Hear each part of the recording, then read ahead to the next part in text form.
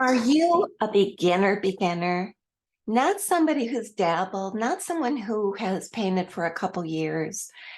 Sometimes I feel like that's who beginner or so-called easy tips are made for. Do you fit in that category?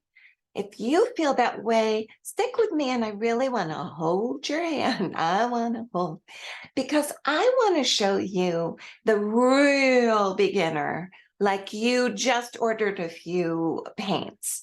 By the way, if you would like a list of the 12 colors that I recommend for starting out with watercolor and some of the other suggestions of basic supplies, just get in touch with me and you know I'm your girl and I'll fill you in on that.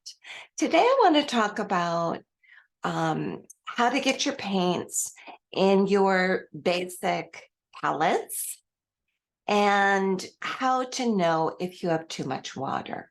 And by the way, I have a Patreon site called patreon.com/Cindra.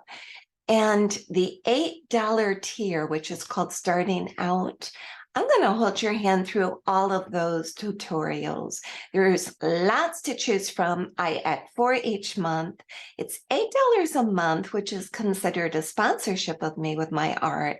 But besides that, I thank you for being in my life with art by showering you with tons of helpful tutorials that are taught kindly and patiently, and we can be watercolor BFFs as I mentor you along the way.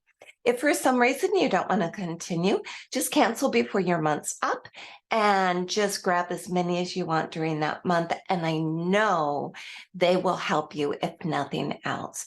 Also, please subscribe and we will go through things together here as well, okay?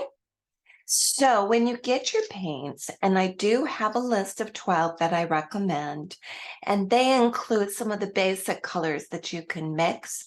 When you get past that, by the way, if you're watching this and you're past that stage, I like to also go for brands, and this one is Core, pronounced Core, Qor, and this is a really nice brand of watercolor paint.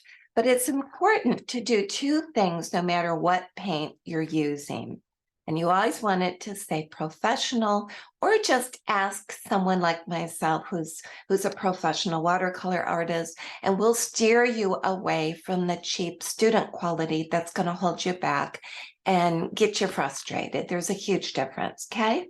So this one's Core. This is M Grand, another brand, and I happen to have May Mary in this and Lucas. I happen to have an entire one of just May Mary Blue. But let me show the important things when you get your palette. There's lots of palettes out there. This is a real common one. And as you can see, it matches the others. There's like 3 different colors. So I usually go in a variety of colors just so it helps me immediately know. There's 2 shades of blues. And there is, do you see that fly coming to visit me? The fly likes the paints as well. It comes with a little tray that you take out of it. It's got this edge to pull it out. And that tray is helpful because you can mix paints here, here, and here. You can also leave some spaces open and mix them there. Unlike other paints, watercolor can be reactivated, and that's a huge plus. So you don't waste paint. And in fact, I, like most artists that work in the watercolor medium, we like to dry our paints out first, because if we do that, we know what we're getting. It fits in easily in our palettes. Also, we don't waste as much paint. So that's just a thought for you. Get the tubes. I usually recommend that you get the 15 ml size, which is like this. The 5 ml is not a big difference in price. So why not get this, and it will last so much longer. You squeeze out, maybe enough for 2/3 in your area, and then you let it set overnight. And what happens when it hardens? Then they'll all be equal playing fields, and every one of them will be the same consistency overall. I mean, some paints have creamier or granulated, or you need certain paints, you need more water, but in general, you'll be working on an equal playing field. So you take it, then you take a pen, and I'll tell you, that fly is so funny. I don't know if you can see him. Part of me thinks, just ignore him, he'll go away. And the other part of me thinks he's kind of a little friendly visitor that just wants to hang out. How can I fault him? It's summertime. I guess I let him in. I was walking around outside earlier. Okay, I'm going to do my best not to be distracted. But I thought I'd point out that I see him if you see him. Anyway, take a Sharpie. I like the fine point or extra fine. And as you put your paint in, just so you can keep track, write the name of it, especially the extra fine is real helpful for that. So maybe you can see that on my palette. I have all the names. Here's green gold, here's Quinn gold, here's artist gray. So this is not my basic color set. All of those 3 colors I read to you are not the basics. Sap green is, however. And let's see which else from here. I think that's it from this palette. Well, raw umber or burnt umber are also in my top 12. But this is one of those, and cadmium yellow is, but not cadmium yellow primrose, which is a beautiful color, by the way. The art of gray is fun because it looks like sweatshirts or cement real easily. They're all beautiful colors. You can have fun mixing your own, but I just love collecting colors and brands and comparing them, just because they're just too wonderful. They're magical. And here's some more from M. Grand, Mary Blue, Lucas. Anyway, I digress. If you want the 12 colors, let me know. And otherwise, you just take your colors, you fill your empty tray, like 2/3 through or half up, and then you allow it. Sometimes I'll go like this, and I'll just kind of flap it when I'm done filling so that it kind of smooths down and settles in. And then I usually let it dry overnight before painting or bringing paints to a class with a student of mine or a group. So I like it bone dry. Certain paints, like M. Graham, take forever to fully dry, and they never really do, like Daniel Smith or Core or Mary Blue or many others. Once I'm done filling them in, I also like to put a little card. And a lot of times it's something I was playing with and I just cut it up. Or a lot of times I'll just cut them in general so that they fit. And I set it in there. Now, what's the importance of having a little cord or a little card? These are called swatches. And I have swatches for every palette I have, regardless of what it is. Swatches will tell you exactly what it looks like. So for example, here's a color called Quinn Gold. You see that? Now that looks nothing like what it's going to end up looking. And here is the color in my swatch. What's the difference between this and this, both Quinn Golds? There's more water here and less water there. So it's all about finding your mixes. Some colors look very different. Quinn Magenta with hardly any water, just enough to smooth it on, and lots of water. A lot of, here's Perylene Green, Indigo. My goodness, look at the difference between hardly any water and lots of water. So in watercolor, we don't mix white, we mix water. The paper itself is white. Raw umber difference, it goes on. Look at Venetian red. I don't know if I pointed that out, but I'm doing it now. So colors can look very different when they're stuck in your palette dry than when you activate them with water and start painting. So to remind you, make yourself a little card, put it right here. Notice I did some mixes here. I did mixes in both of these little areas as well. Now, why don't I clean them up afterwards when I've created some colors?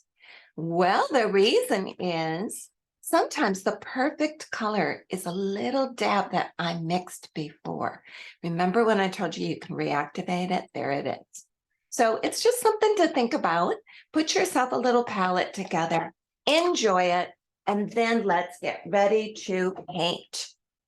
I think today I'm going to paint from this core palette just because I have it out in front of me. So remember, less water, more water, right? So I'm going to get a number 8 brush. In my opinion, if you did nothing else but have an 8 brush, there's just no telling how many paintings you could make. It's a real work horse. It just is there for you when you need it. You can do a ton. I'm someone that suggests you get decent paper and decent brushes. Paper, cold pressed, and I'll give you brands again on my Patreon site, or just let me know. Brushes, I can give you more brands, but you can never go wrong with a silver black velvet. It's half squirrel, half synthetic. It has a beautiful point to it. I'm showing you from the side, just so you can kind of see it close. Let's see if I can even go closer with my camera. So that's what it looks like, an 8 silver black velvet. Don't you think we should say it? Black velvet. I think it sounds like a pretty sexy name for paintbrushes, for crying out loud. Whoever came up with that idea. Anyway, I recommend, if you can, that you start with these brushes. And I have them on a little flexible soap dish that I like to set mine. If you invest in nice brushes, you don't want to smash them down, leave them in water. You don't want to keep them when they're wet in a cup dripping down into the handle. You want to lay them flat or lay them raised like I did in this little flexible soap dish. And when you have them raised like that, they are flat. As you can see, I can go under both ends. They're parallel to the table. And that's a really cool thing too. So here we go. I suggest you do 10, 12, or 14. You do 8 and you do 4. I suggest you purchase these 3 sizes to do so many different techniques. And these are considered round because they're round in the area that you put it into the handle. They're not round, and they're round in the bristles, but they have a nice clean tip. Then I would suggest that you get a flat brush. And for flat brushes, I usually suggest you get about a 1/2 inch. Now, if you can, or if it comes in a kit on sale, or you can handle it financially, get a silver black velvet. But if you can't, get a synthetic flat brush, 1/4 inch, 1/2 inch, or even all the way to a full inch. I usually use around a 1/2 inch, or a tiny bit smaller, or a little bit larger, like a 3/4 inch. But it's nice to have flat brushes. They come with a little chisel tip, whatever size you get. And that's kind of cool too. You can do certain cool things with that as well. So that's my suggestion for 4 brushes. Let's get painting. You want to? I always keep 2 water jars by me. The water containers make it really cool because when one gets dirty, and it gets dirty to the point where it's going to kind of pollute the paint, especially if you're using light colors, then you can just reach over and go to the other one without even missing a beat. So that's why. So all of these are totally dry. And the first thing I want to show you is how to do a couple fun little dot colors, dot flowers. You know, colors, when you place them with pigment, your paint, and I see this one came a little loose. If you ever have your paint come out a little loose, just wet the back of it, pop it back in, and you're good to go. Don't you love watercolor? I'm sorry, I didn't have my camera set for that. This little part came loose and I wet the back and popped it back in. This is called Quin Magenta. It's a very, very pretty color. Lots of times I suggest you start with alizarin crimson, but any pinkish or reddish color, for that matter, any floral color will do you well. So I'm going to make a little circle dot. It's not even a fancy one. I'm just, as you can see, there's a time to be neat and clean with your painting and get really into details. And there's a time to just have fun with it. This is the fun. You're right now figuring out watercolors, okay? So I have 3 little dots and I'm gonna rinse my brush, but not completely. So here's what I mean by that. I'm gonna swish it a couple times and look at that pretty color in your water. And it's not, whoops, it's not rinsed completely. You always want paper towel around you. I usually take a paper towel sheet and tear it in half. So here we go. I'm going to start my real sheer water. If you want to use clear water, clean, that's fine too. I'm going to start my real sheer color. See how watery that is? I'm going to start it away. I'm going to tap off a little extra liquid. I'm going to start it away from the circle, the little dot. So I'm going away from it. And now, maybe you can see it better from the side. I'm taking that triangle that I created and I'm tapping the dot, just like that. Here's another view. A lot of times beginners will overwork it and be perfectionists, and then you miss out on this fun little blending out that is known for watercolors. So let's do another one. Let's turn the paper. I don't want it skinny like this.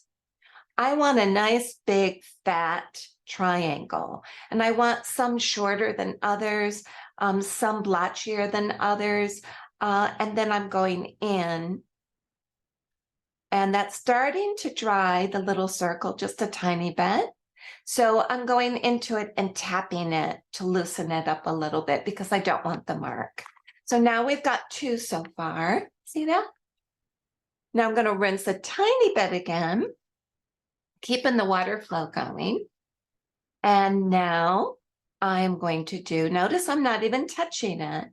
I'm doing real watery petals, but if I wanted to, I could do it clear. In fact, in a minute, I'll show you what that looks like. So here's another big old triangle, and it's a triangle loosely. It's a petal. It's a roundish shape also.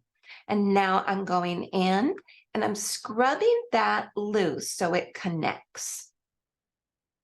So notice I don't have a circle and then the triangle. It's now all connected into one big petal. Okay. We're going to go back and finish this flower in a minute. We're not done, but I'm going to do another one in an orange color. So this is called transparent pyrrole orange. Again, not my first color. I made it. I will share everything with you. Watercolor gives me such joy. It's so relaxing. It's so fun. It engages your creative part of your brain. We all have it. Makes you happy. Let me share the joy of watercolor with you. Anything you want to know, I am here to help you, okay? There is 3 circles again in orange. Do you notice they're not perfect and I'm not stressing over them? I'm letting my watercolor and water just kind of do what it wants to do. That's a hard lesson to learn. It's so easy to be perfectionist, and then you miss the fun of how watercolor is going to do it. So I'm tapping into the orange. I want it smooth here. I don't want a circle. Let me do it the wrong way, if I can say that. Do you see how there's a little edge over here after it? I don't want an edge. I want it one big petal. And can you see how pretty those little petal veins are? trying to come out. Now I can tip it a little bit if I want to help move things. Notice the paint won't roll past where the water is. I'm showing you the shiny part. That's when you know it's still wet. And that's fun too. Let's do this one. I'll do it from the side. I'm very flat. I'm glad I'm showing you from the side. Don't paint with a tip for something like this. I'm very flat. I'm just doing that real light orange. And now I'm taking my flat brush, not pointed. I'm doing the flat brush and going into that little circular area. And I'm tapping, it wants to stay a circle. So I'm scrubbing it out, but then I'm leaving it alone. Okay, let's go back to this camera. So there you go. And let's do the last one. This one I'm going to make shorter because do you ever notice flowers aren't perfect? Some are shorter and longer and you're looking at it in a direction. And that direction, I'm trying not to touch this, but if I do, so be it. It'll blend a little bit perhaps, depending on how dry it is. And so I'm going to try not to touch it. And then if I do, who cares? It'll be a happy mistake. Sometimes the happy mistakes are the best. So there is the flatter, shorter one. I'm trying to make, and I'm going to manipulate this a little bit in the center.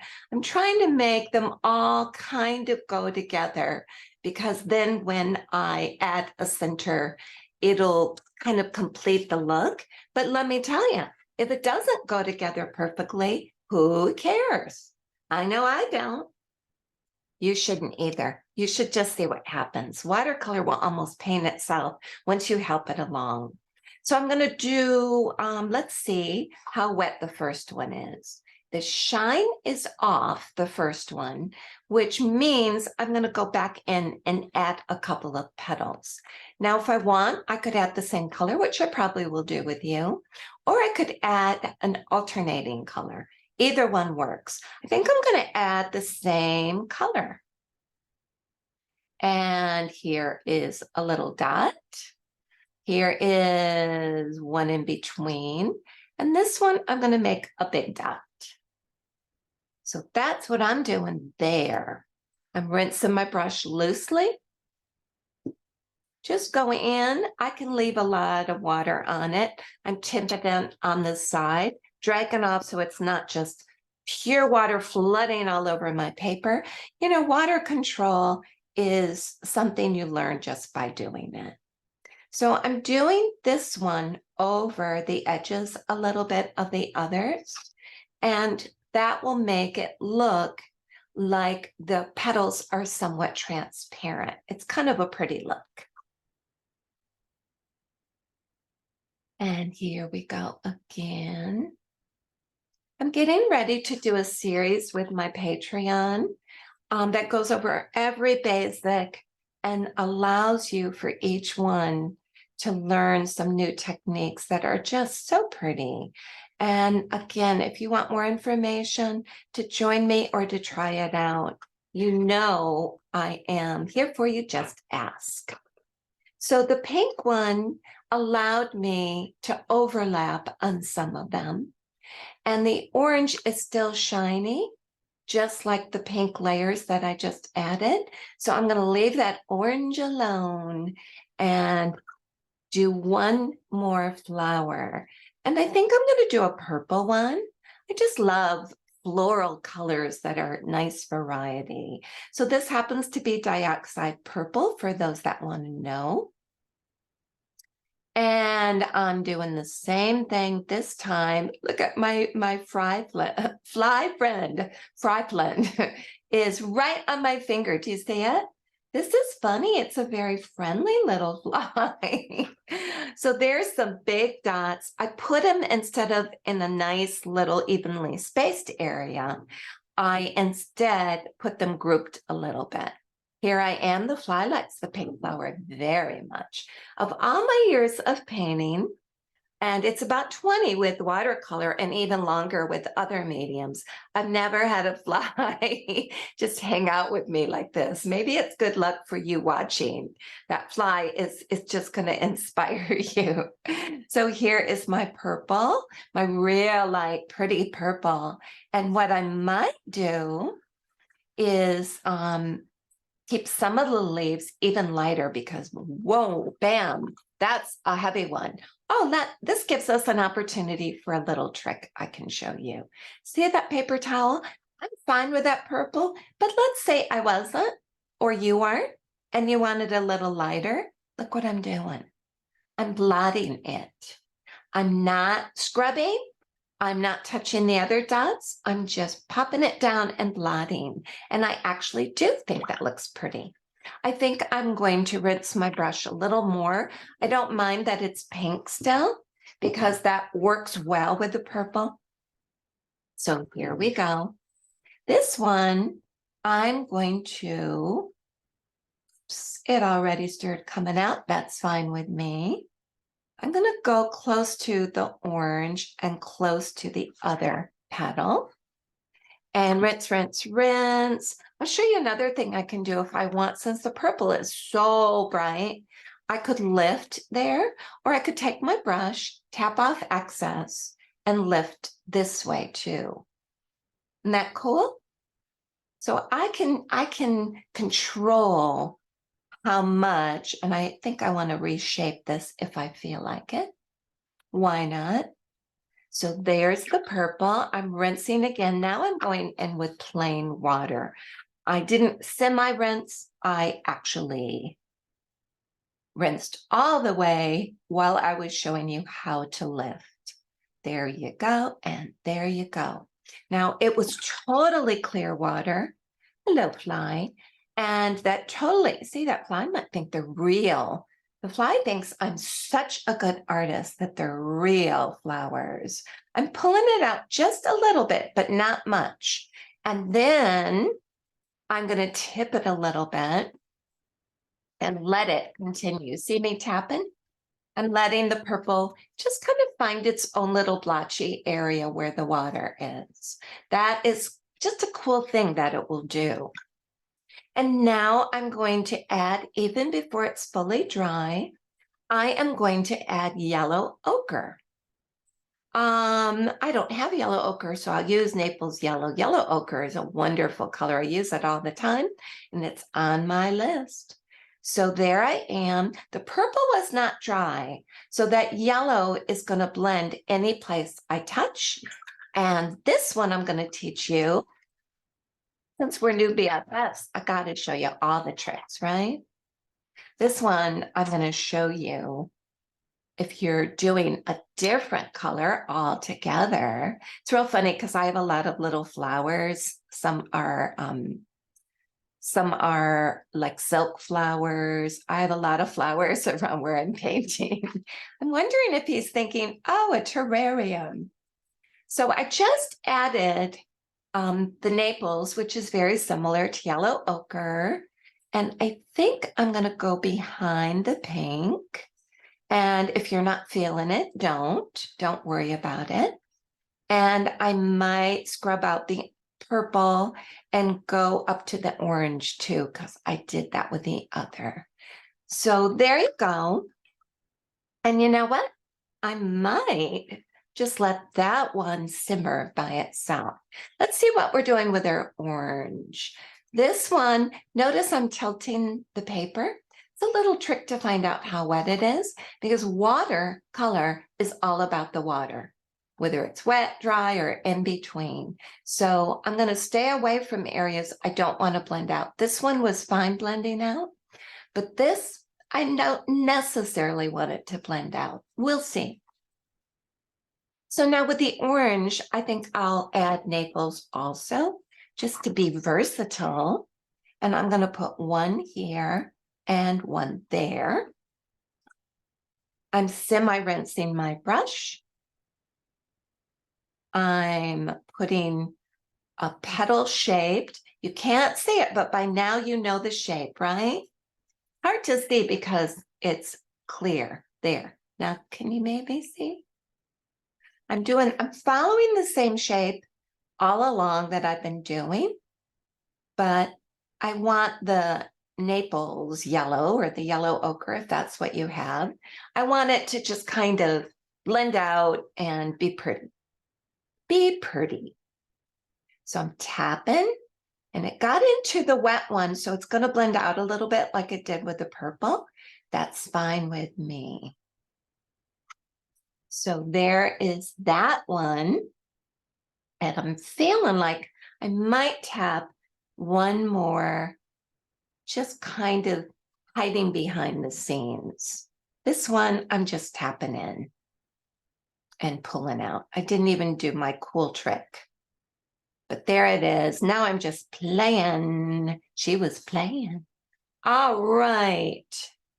I could do that here too, but I'm kind of satisfied. So now it's time to end this class by finishing it. And we're going to finish it by adding a center. Now, sometimes I'll do a black center because it's just cool. By the way, I'm still on my number 8 for everything for this one. So sometimes I do a black, sometimes I do a brown. What am I in the mood to show you today?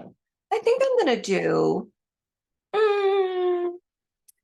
let's do a raw umber. If you have a burnt umber, that's fine too. I'm going to do raw umber right there. And my raw umber is hiding right around here. I can tell that I'm going to need to, oh, here it is. That was sepia. I need to, as you paint and mix things, every so often you've got to rewrite these clear names of your colors. And I'm about there now. Now let me show you what I'm going to do for the centers for these pretty flowers. I'm going to tap, I'm going to show you a sideways view. I'm going to tap in the center. I'm not as flat as I was before, but I'm not straight up still. I'm going to tap little lines, just like that. Let me show you what they look like from close up front. See? I'm just dragging little lines in an oval, okay? And some of those little lines, if it's not dry enough, they're going to blend out. And if it's real dry, they'll be crispy and look cute. And if they blend out, they're still cute. So I'm going to go a little bit more. One thing fun with this circular, which from this angle, I'm making more like an oval. One thing kind of fun with that is that it will tie it all in, and you can even use it to hide a multitude of issues. So if this didn't end up in the center like it did, if you're painting, and congratulations for just trying it, having fun. If this center is lopsided, yay, along to the rescue is your little painted center of the flower. Now this one's real wet, so it's going to blend out, but I'm going to do it anyway because I want to finish it with you. And I also want to show you what it looks like that way too. What I might do if I'm not crazy about it is come back again when it's dried and put just a couple more little clean lines on it. But in the meantime, that's what that looks like as is blended out. I'm not going to even get into leaves with you today. I'm not going to fuss with you about other things and other ways to paint. I just think you should be real pleased if you followed along and you just enjoyed this lovely, easy way to paint. Now, if yours didn't come out easy or lovely, you know what to do. Just practice, practice. And you don't practice hard. You don't practice like, oh, you got to finish this. Instead, you just practice as a gift to yourself. Make it enjoyable. Make it a happy time of renewing yourself and grabbing a little piece in this crazy world, just you, bringing out your creative, happy side, and you'll be a better person for it, whatever you're doing in life. You'll be more pleasant to your family members. You'll have a better time with the jobs you do have to do, whether it's in school, whether it's as a parent, or whether it's as a child of a parent and you want to get along. Have some me time to renew yourself. And I think you'll be happier all the way around. I really do. That's why they call it art therapy after all. If you enjoyed this, please subscribe, and I will be sharing more tips and more beautiful watercolor ideas with you. I hope you will. And my fly says, oh, I thought this flower was real. You mean it's not?